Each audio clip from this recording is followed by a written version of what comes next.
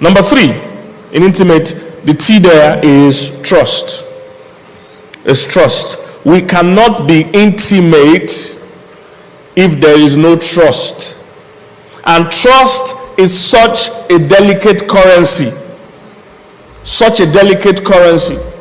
Somebody said we gain trust in drops, but we lose it in gallons. We gain trust in drops, but we lose it in gallons.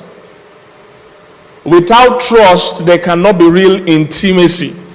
If I always have to hide or panic in relating with my spouse, then there is a challenge. If your partner goes out and one person is having panic attacks because they don't know where they are, that is a serious issue. If somebody picks up the other person's phone and there is panic attacks, that is an issue. You need to build trust for there to be intimacy. Without trust, both of you will constantly be checking on each other from a suspicious point of view. The Bible said they were both naked, the man and his wife, and they were not ashamed. So you must consciously build transparency, openness. For men especially, vulnerability doesn't necessarily come to us naturally.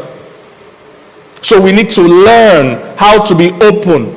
If you know how a woman's mind works, you understand the power of transparency. A woman's mind is so active. In fact, most women, they can't even control their own mind.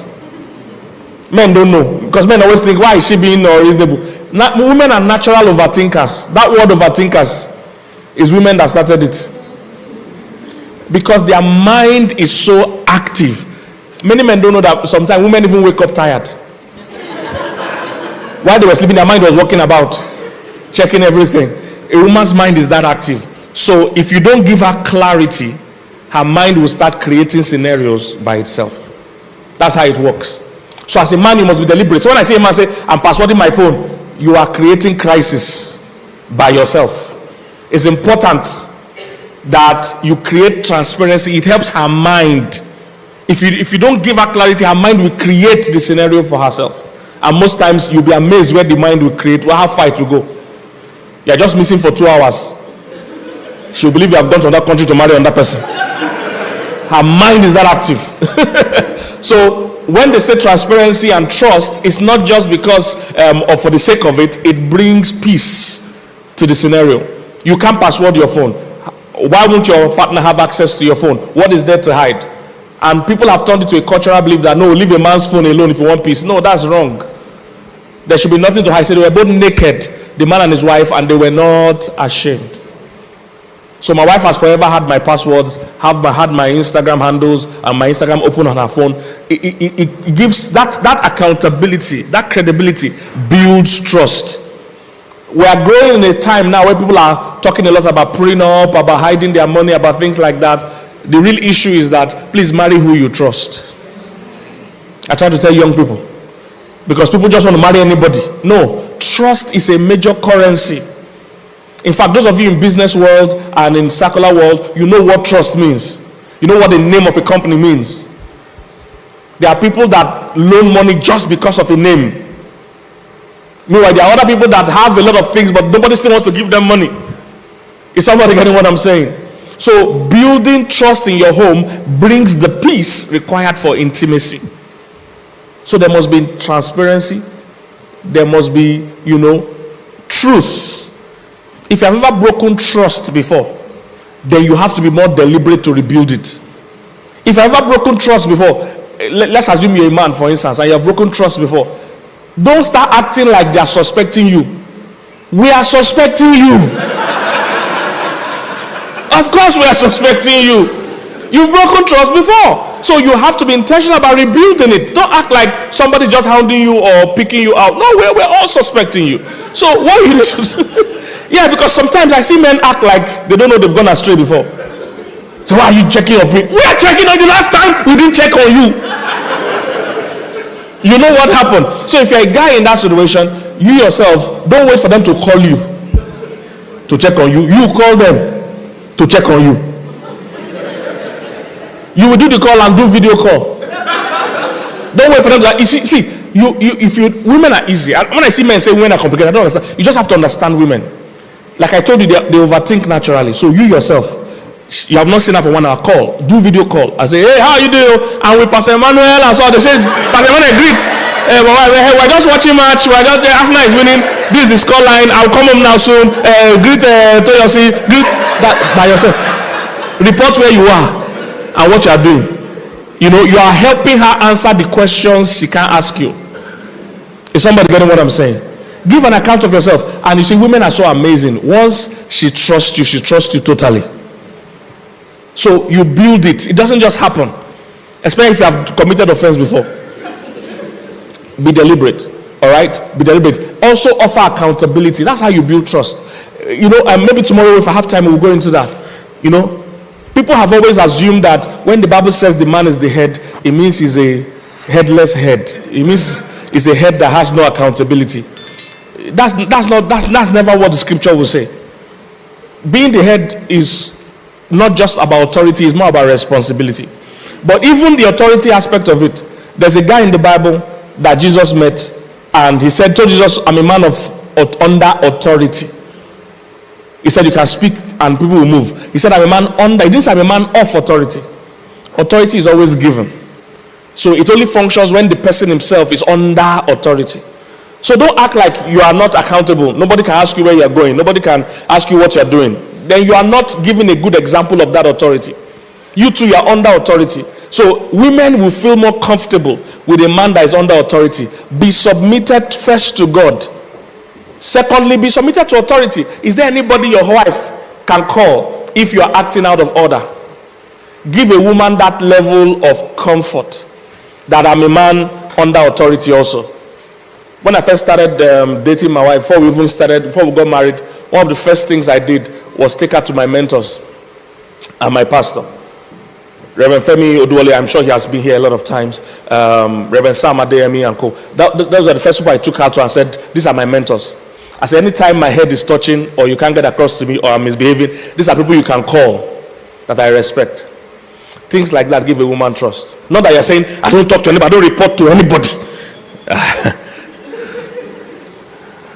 You see, you are breeding rebellion. The problem of breeding rebellion is that the people you are training will also rebel against you. But when you breed submission, then it's easier for everybody to submit to authority. Is somebody getting what I'm saying? So things like your finances, there must be trust. I don't know why a couple will be married and not even run their finances together. I don't even understand. That defeats the whole purpose of marriage. That defeats. It's like two people still just live. You all are sharing in the house, and you know it's so amazing.